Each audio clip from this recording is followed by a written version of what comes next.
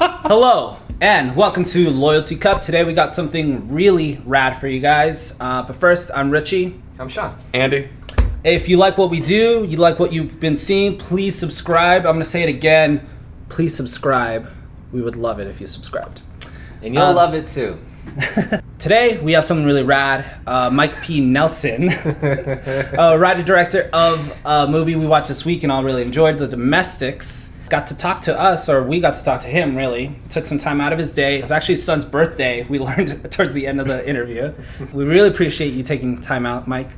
Yeah, we got to talk to him. It was a really fun conversation. He was really open to talking to us, so that was really great. We'll just say that we're gonna have this part. We're not gonna have a book end to this video, so we'll say go watch The Domestics if you haven't, because this is filled with spoilers. You can watch The Domestics on Comcast for some reason, Fandango Now, whatever that is. I watched iTunes. I watched it on Google Play. You can watch it on your PlayStation. Your Prime Video. It's out there. It's accessible. Verizon. You can watch it on your phone. The movie is a lot of fun. So we're gonna cut to that, and you guys are gonna get to watch that. Enjoy. Enjoy. I was in mid this, and then you went enjoy, and I'm like, oh, I can't do this. Okay, anymore. we'll snap and do it again. We'll spike. Enjoy. Well, I think we should just introduce Mike P. Nelson, writer-director of the newly released Domestics. If you haven't seen it already, just go see it. We're going to skip a lot of the kind of introductory stuff, but it's a post-apocalyptic thriller about a couple trying to survive, essentially. So we're happy to be joined by Mike. Welcome. Hello. Yeah, well, I mean, one thing, the reason we even found this movie is through the whole MGM Orion Classics release, and I didn't know if you might want to touch on that, because as far as I knew, Orion hadn't released anything in a while. So is it true that they're coming back and this is kind of their first major release that they're putting out there? Yeah, MGM basically kind of brought back to life the Orion brand, and then Orion kind of became its own little monster, and then wanted to make kind of a subsidiary of itself. And so Orion, wanted to kind of, I don't want to call it kind of like a Blumhouse model, but I think they wanted to make I think 20 and under kind of movies, and keep it genre oriented. John Hegeman, who runs it over there, I know that's kind of his passion, so you can expect to see a bunch of cool horror and action and thriller related movies.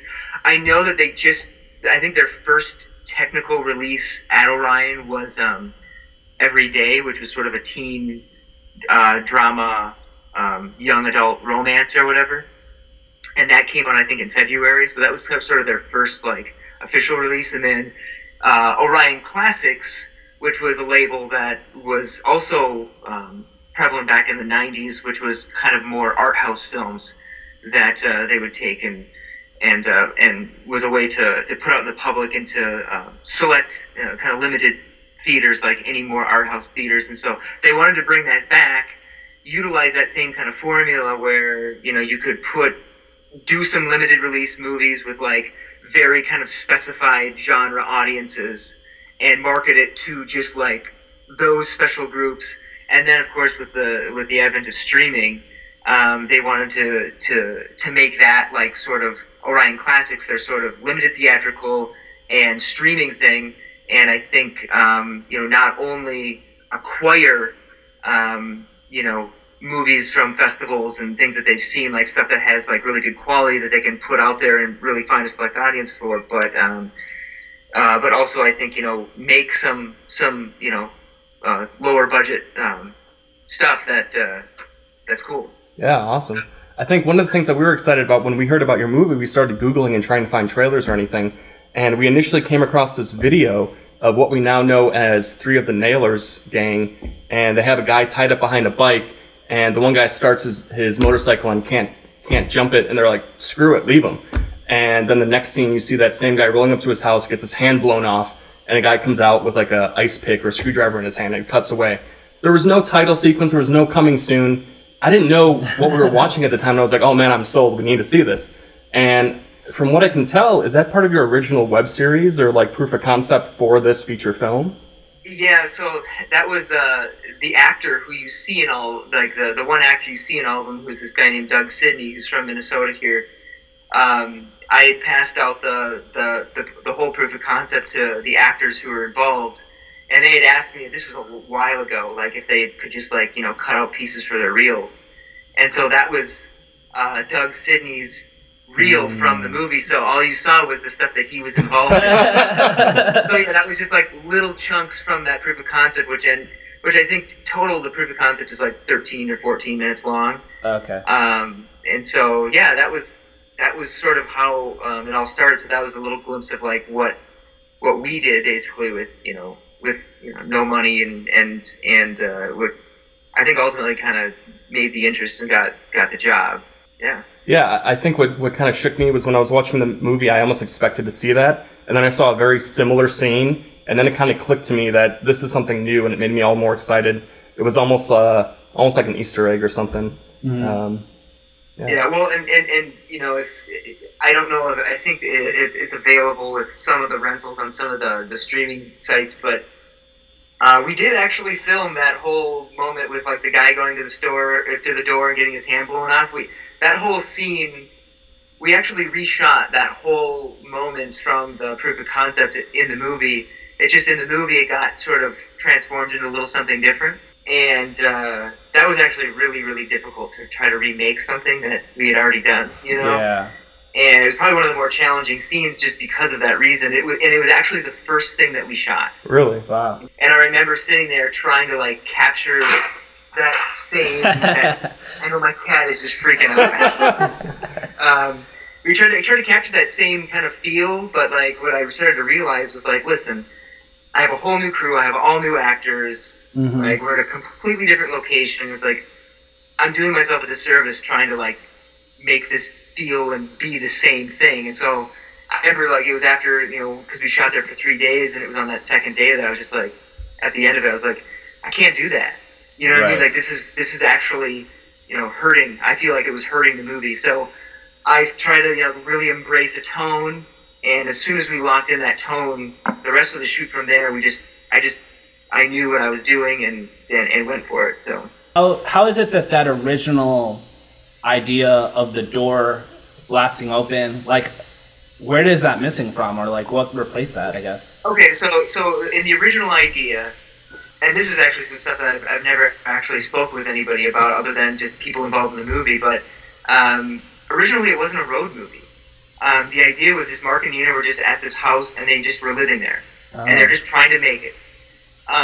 The road aspect was something that, you know, after the movie got picked up, it was something that was sort of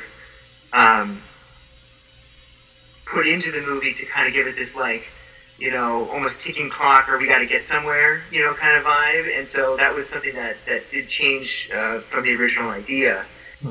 But the reason why we shot basically all this stuff. Mind you, we didn't do the drag. And a lot of it just came down to time. Like we only had 1 day, or not even a day, to shoot that stuff on the road with the old man and the shotgun blast. Like I think we had like less than a half day or something to shoot all that stuff. And so it was kind of like, you know, you have to kind of pick your battles and decide like what do you want to keep, what's important, you know, what is new to this, and that was that whole conversation. In any case, we did shoot the hand blowing off. You know, obviously we did the motorcycle can't start and, you know, all this stuff. But it didn't make sense to me, like, when Mark and Nina are at the house, the nailers come in, Mark subdues the nailers, and then suddenly, like, the movie just kept going and they're just still hanging out in this house, and Mark is, like, looking through the nailers stuff, which this is all in the short as well. Yeah. It's like cool stuff, and I really liked it because it was like more character building, more world building stuff. Mm-hmm. Unfortunately, not only did it hurt pace, but it didn't make sense that after these nailers came and attacked them, that they just like sort of like Hang just out. stayed and hung out and then Mark made a booby trap on the door. It's like, we're in a road movie now, so they should just keep going. Well, I was going to say, I think turning the movie into a road-based kind of, you know, move house to house, city to city, I think that benefits the whole movie. And I think the Crazy Al radio show, that's hilarious. I think that's such a great way. It makes it so much. It makes it fun, you know, and informs the viewer. You know, there's like some foreshadowing built in talking about the gangs, talking about what to look out for on the road, but it also creates this inherent soundtrack to the whole movie. And I love how radios kind of show up at a few points in the movie, even when they're not in the car. So I think just that alone, it was worth it to turn into this kind of road horror film. Yeah. Well, yeah, that was part of it too. Is like, you get these notes, you get notes from the studio and kind of like, where you want to go. And what's interesting is the road movie actually didn't change the trajectory of what the couple went through. Like, all the stuff that you saw was originally like in the idea. It just like, it was now different of how they get to each thing, as opposed to like them running into it or them being caught off guard but still kind of being in their own world. In terms of the radio thing, that was sort of my, like, when it turned into the road movie thing, it was like, okay, how do I give this my own flavor and stuff? And I'm really into 50s, 60s rock and roll and pop, and I actually am really good friends with that DJ. He's a real Detroit DJ.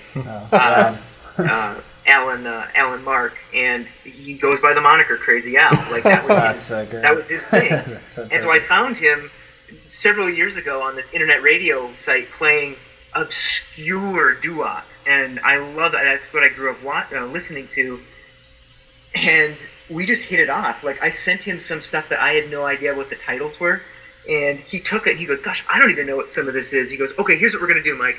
I'm gonna make a part on my show that like talks about all this obscure music, and it's gonna be called the Rock and Roll Phantom.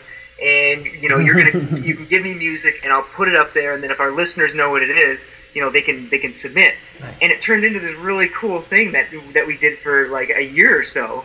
When it came to the opportunity to do this movie, and I knew I wanted to put this sort of Wolfman Jack kind of character into American Graffiti is my absolute favorite movie of all time. I was like, hey, do you want to be that character? Do you want to be Crazy Al? And maybe just say a little bit more cuss words. Oh my gosh! She goes, "I would love to, Mike." And I was like, "Yeah, you're just going to be playing 50s, 60s rock and roll. You can be your smart ass yourself. We'll get you swearing, and it'll be a fun kind of just crazy." And he goes, "I'm in." Pitched it to MGM. They love the idea. We recorded him. He recorded it all in his own studio. Just sent me the tracks, put it in. It was a lot of fun. That's awesome. Hey, speaking of music, I wanted to ask you, there's a scene in the movie where Kate Bosworth's character finds that Goat Snake album, and I was losing my mind. And then she plays it. I just wanted to know what went into that. Are you a fan of Goat Snake? Was that something you chose to do? Like, what went into the thought process on that? Because I loved it. I had a great... Yeah, well, the idea there was always that the character of Nina has like a secret side to her. Like, she's this character who, through the first almost half of the movie is pretty like she can be a little difficult, and fair enough. Like, I mean, they're not living in very great times, and she just hates everything about the world, and she's just not having a good time. Right. And I always wanted to give her like something that she always carried in her back pocket, that she loved a certain kind of music. And with Goatsnake, like I love metal, and Goatsnake, it was a really funny thing because, and I found this out that my producer is actually, she's married to the drummer. Jeez. And I didn't know. I mean, and when she told me, I was like, "You got to be kidding me!" And so, like, it worked out so well because, first of all, we didn't have a great budget for music. Like, right. We had an okay budget. With all the music, you'd be surprised, like, how little money we actually had. Like, it was all about finding, like, the music and all the B-sides of all of these tracks that, that I loved. It was like making which ones work and which ones we can get for this much. So a lot of thought went into, like, not only what songs fit with the scenes, but what we could afford.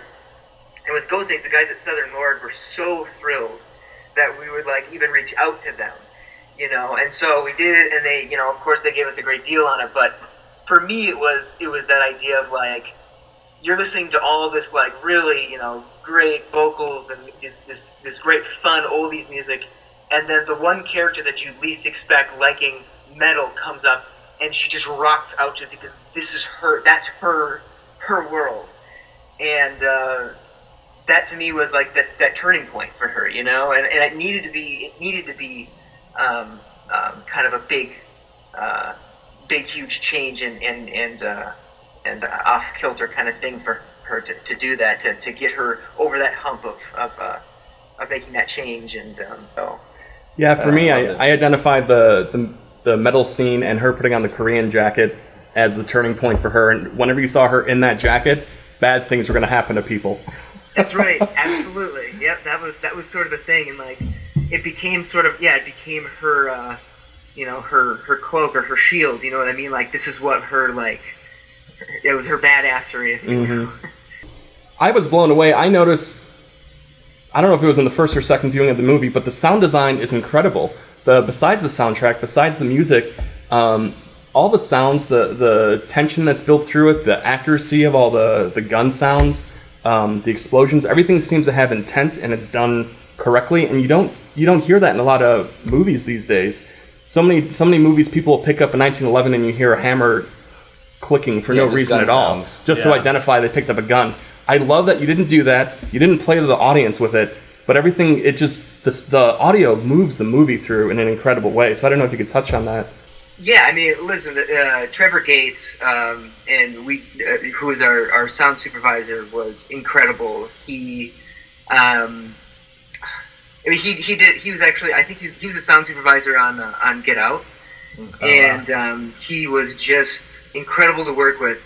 But one thing that was really cool was I actually come from an audio background, so for about 3 years I worked in audio post-production, doing Foley and sound design for TV and movies.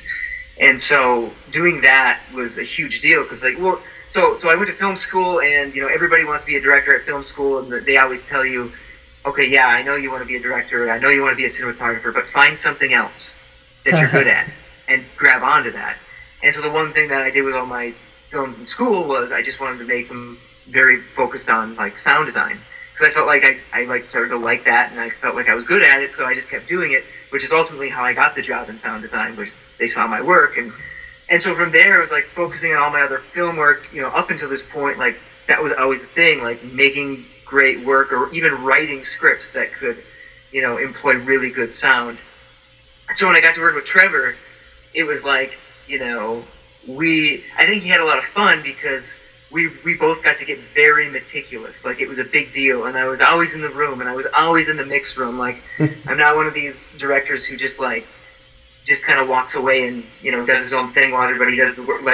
Especially with the sound design, I love to be there. I love to get in there and make sure that we have those right. When the nailer 2 leans in and his leather jacket creaks really, really slowly, all that kind of stuff, and making sure that we get all the gun sounds were from the guns, or that same type of firing action of a gun, so if we couldn't find or didn't have the one of the gun sounds, for instance, I think we recorded some of the Swedish K, the machine gun that the Buffalo guy had, but it didn't turn out so well, so we found a gun with a very similar type of action and layered that within the gun that we recorded, and so we still got to have that same exact sound. We could still hear the you know what I mean?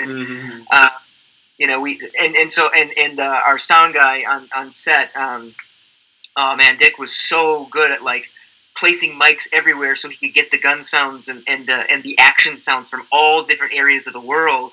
That was a very specific thing that we talked about, was making sure that the action felt you could hear it from all different angles, and it was all feeling in space, and that MG42 that Betsy fires in, that is actual on the day recording from, I think, 5 or 6 different microphones that was layered, and that we mixed sort of wherever the camera was, so believe me, so much fun. Much fun. It adds a realism to the movie that a lot of films these days don't have, and even the fact when at the end, spoilers for anyone watching, at the end when Nina is trying to reload her gun and one of the gamblers sneaks up on her and Mark shoots the guy, his magazine is empty and his slide lock's back. So many movies take it for granted that there's unlimited ammo. Yeah. And I love seeing that. Yeah, that was something too. It was so funny because I remember when we were on set and I said, I want Mark to shoot 3 times. And they're like, well, he only has 3 bullets left in the gun. I'm like, I know. And like, going to go back. And I was like, I know. And they're like, okay, we just want to make sure that you know that. I'm like, yeah, he's going to run out of ammo. Like, that's the deal. And they're like, oh, okay. And so I'm glad that you guys picked up on that, because those are the fun details that I absolutely love. How much of the movie and the sort of tribalism involved, and the idea that we all click to these communities and to maybe these extremes and these radicalisms, does that play at all with the sort of political climate that we're in today? You know, without really getting into the weeds of it all, do you feel like it speaks about America today, particularly with it being in Wisconsin as well? That sounds so like Wisconsin is this like this perfect place for the post-apocalypse. But to me, I mean, I think it can be representative of the Midwest and almost like heartland America. Yeah, you know, I do think it does speak to it. You know, it was never, and I don't know if this makes the movie sound, you know, better or worse, but you know, for me, you know, going into it, I think there was always that kind of mindset that, you know, there's these there are factions nowadays, and there's people who gravitate towards groups, and really it's about, you know, I think in the grand scheme of things, I think we all want to feel a part of a group, and so I think that's sort of the main thought behind it. But what's interesting, I think what happened is and what's really interesting is, so going into that was sort of the idea behind it, and you know, I wrote this before the presidential election and all that, so like it wasn't like I was, you know, trying to focus in on what was to come or anything like that. It was more like, oh wow, this is really falling in line with what's going on right now. But I think it does speak to that, especially now. And I think, you know, what's going on, it is kind of frightening that that's sort of something that we're seeing. You know what I mean? More and more, and into more extreme. I think more extreme than I think I was even expecting. You know, going into this. You know, because I think even before, you know, we all want to, like I said, we all want to feel a part of a group, and that was sort of the idea behind it. But now seeing that in an extreme nowadays is crazy. So yeah, I think, you know, because we were shooting when the election happened, and so I think it really struck a chord with everybody on set, and then we just started to get into this mindset of, okay, this is maybe more real than we're expecting it. You know what I mean? Like it's definitely a pulpy version, you know, of that, you know, and which is always something that like I think I get a little bored by like super realism. You know what I mean? Like if it's like so on the nose real, like. So that's why I like to go a little bit far out with it and have a little bit more fun with it. But I do think that there's something there, and I do think it started to speak to people as soon as, you know, things started to change. Well, I have a question to follow up with that. Speaking of realism and tragedy and comedy, when Betsy shoots the guy in the trunk, I burst out in laughter. And I don't know if that was supposed to be funny or not, but I love how she opens the trunk, he starts saying something, she just unloads on him, closes the trunk, and leaves. And, I mean, that really sucked me into the movie. You know, it went from a horror post-apocalyptic road movie to something I'm going to have fun with, no matter what. So, like, what's the fine line there? Yeah, you know, and I'm glad you picked up on that, because, again, we must have the same kind of sense of humor, because that's my... I laugh at that kind of stuff. So for me, that just was like, yeah, of course. Listen, it was about making a movie that, you know, I didn't want to make something that was bleak and depressing. You know, obviously when you're doing post-apocalyptic movies, there's going to be some level of bleakness to it, because it's a terrible time. You know, it's just a terrible time to be alive. But you kind of have to, I don't know, you just inject it with some fun, some humor, like dark humor. I love pushing buttons. I love doing things like Willie. I love doing things like, you know, like you said, Sonoya, like popping him in the leg, and just because she's just psychotic, and it's, you know, it's that kind of stuff. I think, you know, does add those extra levels, and I think, you know, ultimately gives you sort of a texture of not only the world but the characters. You know, that they're not all just these bad guys with masks. You know what I mean? Like that was a big no-no that we went into, like, and that was one of the first meetings. We're not making a movie about killers in masks. We're making a movie about, you know, people that have gone sour, you know, and so let's make sure that everybody has their own texture, and even if we don't dive in to everything about these characters, that people get a sense that, you know, these characters have some backstory. Yeah, I was almost caught off guard and more scared of Lance Riddick's character and, you know, Willie, because they're lone wolves in this world. You have the gangs that are together that you can hear when they're coming. They have 5 cars with them. And then you have these guys who are in a house with a family and they look kind of innocent, and then you know they're going to eat you later that night. So how many individual characters are in this world that we don't know about? Because you have what, 5 or 6 gangs, and we touch on Willie, and he's creepy as hell. Mm-hmm. But I imagine that, you know, if this movie were extended, they would have a lot more individual characters along the way that would creep people out.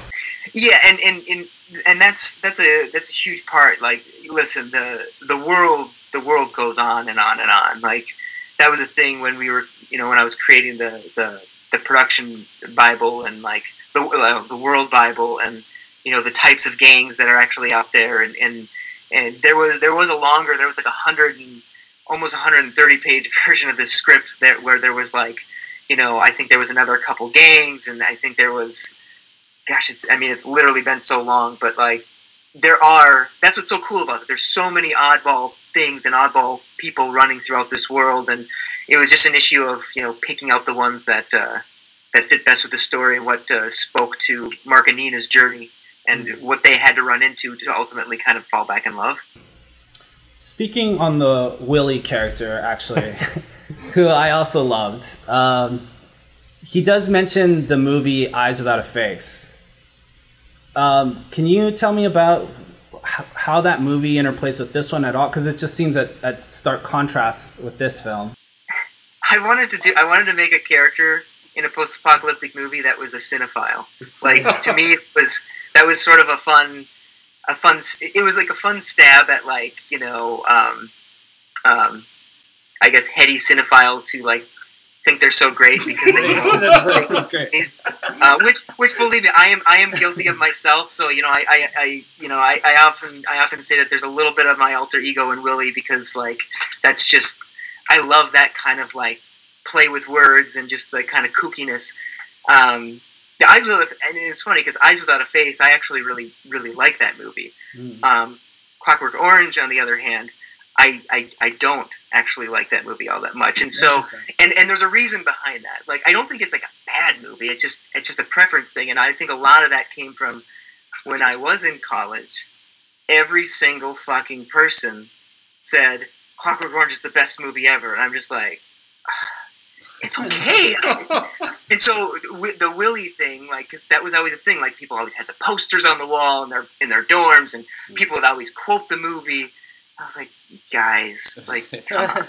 And so Willie coming into this scene being like, I like a little bit of the ultra violence, and then Mark kind of like calling him on it is like exactly the kind of, like, that was exactly something that I went through, you know, in film school, and so to me, I wanted to call it out and kind of like make him feel like an idiot. I think besides that scene as a whole adding comedic value, when the Big just walks away and waves at them and walks down the street, that was like one of the most hilarious things I've seen in like any horror movie. That was pretty great. Yeah, it was kind of sad. I thought he was going to take care of the guy. Yeah, and again, like that was again just one of the, it's about just those little, you know, it's important, those little touches that, you know, I feel like they say a lot without saying much. Mm-hmm. You know what I mean? Like, and that's, I love when other movies do that. And so to me, it was about like trying to do my best to kind of do some of that kind of thing. One thing I wanted to talk about, and it's really just to say that it was sick, was the plow scene at the end when they blow up the plow, knock it over sideways. It was incredible. It was so well done. I loved it. I was wondering, what can you tell us about that scene? How was that to film? Well, we flipped the plow. I mean, in the middle of this suburban neighborhood, it was breathtaking.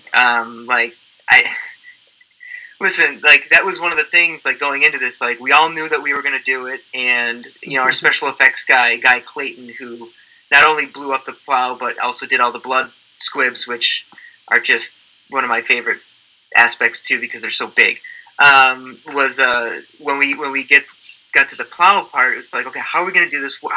Not only did we, like, really put, like, a big chunk of explosives in that mailbox, but we loaded 3 cannons underneath that truck. And I remember the conversation that we had. I was like, okay, so we're thinking about doing 2 cannons. And I was like, okay.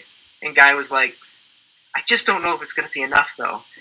And he goes, because we got to get this thing on its, like, literally the idea was to flip it on its side, and it would, like, fall and just, like, be on the side, and it would go forward. He goes, I think I'm going to put one more in. I think we should do one more. I was like, hey, man, I'm cool with that. He goes, I just want it to work. I want it to flip over on its side at least, and I would hate if it just blew up in the air and landed back down on its tires. Yeah. So we put 3 cannons in it. And, you know, what's interesting about doing a stunt like that is, you know, you can really only have enough gas in the car for a run. Like, so it's like a gallon or less of gas that they put in there just so it could get down the road. There's a guy that's actually driving the plow truck. So there's a stuntman in the seat. And when we blew it, you know, we had 3 cameras rolling on it. And we blew it. And, of course, when it blew up, you know, the mailbox blew up. The mortars on the bottom of it shot off, and it sent so much debris it shattered windows on the 3 houses right next to it. Wow. It blew out all the windows in the houses, which we weren't necessarily expecting that to happen. And actually, if you watch closely, you can see the debris hit and shatter the windows on the house that's next to it. So that was crazy. And then the truck flipped over on its head, which we also weren't expecting, but ultimately we're satisfied with. Yeah, it was rad. I think besides the awesomeness of the explosion and the whole vehicle flipping, I like how it played into benefiting the main characters because the gunner on top of the plow took out all the gamblers. I mean, did you have just like that whole development? How did that work? We did. Wow. So that street that we went on, it's kind of this horseshoe neighborhood, and we had that whole street to ourselves. And, you know, as far as I know, like, you know, we just, you know, you pay the residents. There was only, like, I think 3 or 4 people or something like that lived on that street because you know, that was a neighborhood that got hit hard by Katrina and Ike. And so a lot of people moved out and, you know, they just had to leave their houses. A lot of people came back in, refixed up their houses but not many though. It was like only 4, and so yeah, we went in there, we scouted, and those people were cool with it. And you know, I can't remember how many days we were in that location exactly. It wasn't many. It was, I think, to shoot the action sequence, it was like 5 or 6 days or something like that. But we were there for a total of 9 because we shot some other stuff. And yeah, I mean, we really did have free reign. Like you know, we closed down that area, and all the families went and lived in hotels, nice hotels for the remainder of the time. And we just shot a lot of guns and blew up stuff, and the streets were just like red. It was like there was so much quick blood everywhere that like they would literally have to like hose off the street, and there was just bullet shells everywhere. It was really, really cool. Like, because it was always been a dream of mine to do a shootout sequence in a neighborhood, just like growing up in a suburban neighborhood myself, and always having like, you know, playing guns with your friends when you grew up, and like having those kinds of like fun like fantasy games when you're growing up, and then being able to actually execute it on film 30 years later, you know, it was a lot of fun to do. And yeah, that's awesome. Can I ask too, why Wisconsin? Why Milwaukee? Slightly autobiographical. When I came up with the story, at the time, or you know, so my wife and I have been married for about 8 years now, and at the time, you know, I wanted to write a script about marriage, and you know, and relationships are hard, and you know, because I was like, I wanted to dive into like something that I was going through at the time, and whereas my wife and I weren't going through a divorce, it was like, you know, you're 3 years into marriage, you're still learning stuff about each other, and so you're going through a lot of things, and so I was like, okay, I got to write a story about this, and just basically kind of get out all my feelings. I know it sounds weird, but if I was gonna do a movie, I was just gonna do this drama. I was gonna do this like crazy, violent, post-apocalyptic movie. Right. Because I love genre and action and all that. So my wife is from Milwaukee, and her parents live in Milwaukee, and so. And it's funny because her parents are actually here right now. They came for my son's 3rd birthday, so it's kind of all weird. Full circle. But my wife and I, we always make that long trek to Milwaukee. Like we do that drive several times a year. Wow. And so that had to be a part of the story, and it just worked. So, wow. you have to put a little bit of yourself actually. in there. So, on that same note, it's perfect because you kind of transition me. There is this idea in the movie that I think the script ends with something. Crazy Al says something like, "The ones who love come out on top," or "the ones who love are the ones that are going to change the world." I mean, is that something that sort of just happened along the way, or were you hoping to have that be a takeaway from the movie? Yeah, so I mean, there were a couple ideas going into this. Like the one thing that I started out. So the one thing I wanted to go into with this was that once society is gone, the idea, the concept of marriage, like where does that fall now? You know what I mean? Mm-hmm. Like if you have no more society, well, how does a societal actually function anymore? And so that was, definitely one of the ideas going into it at first. And, this was ultimately going to be a love story. Like, that was kind of what I set out to make it. And then, I think over the course of making it, it was more like, this is about a time where, love needs kind of to conquer all. And I think, for me, the message really became, even love that's broken can win in a world that's in disarray. You know what I mean? And I think, ultimately, especially even now, I feel like, it speaks to what's going on now. I feel like, and I think, with the protests and everything that's going on in the world right now, I think we're seeing that, love and kindness and fighting for what's right, fighting for love ultimately, even if it is flawed, is sort of the right way to go. And that's ultimately why Crazy Al makes that last line, because that's what it is. Mm-hmm. I really did like the line about, like, just before maybe the halfway point, where one of the other characters is talking to Nina and basically says that happiness isn't out there; it's in front of you. Anymore. Yeah. And that's really interesting to me, that idea. Yeah, and because I think it is. I think happiness and everything is based on, I think, who you're with and who loves you. You know what I mean? I think that was a huge part of Nina, is realizing that, throughout the movie, that she does still love Mark.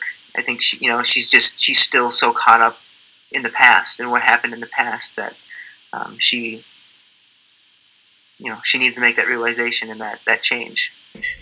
Awesome. Yeah, it's good. Well, if it's not prodding too much, are we able to get a sneak peek of what's coming up next for you? Yeah, so I'm toying around. There's a this isn't anything super official yet, but we're working out the deal and everything like that. But there's so I don't know if you guys remember a little film back in the early 2000s called Wrong Turn. Yeah. Mm-hmm. Say no more. Well. Perfect. There may or may not be a brand new, fresh take on that we're doing. Sick. We look forward to it. Yeah, that's really killer. So it's like, the one thing I remember when I got the script, I was like, okay, let's see what this is all about. And when I finished, I was like, this is going to be crazy. And so I will leave it at that. Very but cool. Yeah, that's what I'm diving into next. We are. I mean, is there anything else you guys want to ask Mike before we take off? We a million questions, but I don't think we want to take up all your time. That's been great. No, hey, this is great. You guys, I love the reviews, and when I got the message. Sorry I responded so late last night. It was no worries. For the Mall of America for my son's birthday, and it was just we have the all family with us. And then when I got the message, I was like, "Oh man, I gotta get back to these guys." But I'm so glad we were able to make this happen. We appreciate it. Yeah, great. definitely. Thank you so much for your time. And everything. So. All right, we're gonna wrap it up, but we appreciate your time, and the movie is killer. Cool. I'm glad you guys like it. I'm glad I love that you guys picked out some of the things that I love about the movie. You know what I mean? Like that to me is really exciting. So awesome. Cool. Thanks, Mike. Yeah, thanks, Mike. All right. See you guys. Have a good day. Did I record all that? I really hope so. That I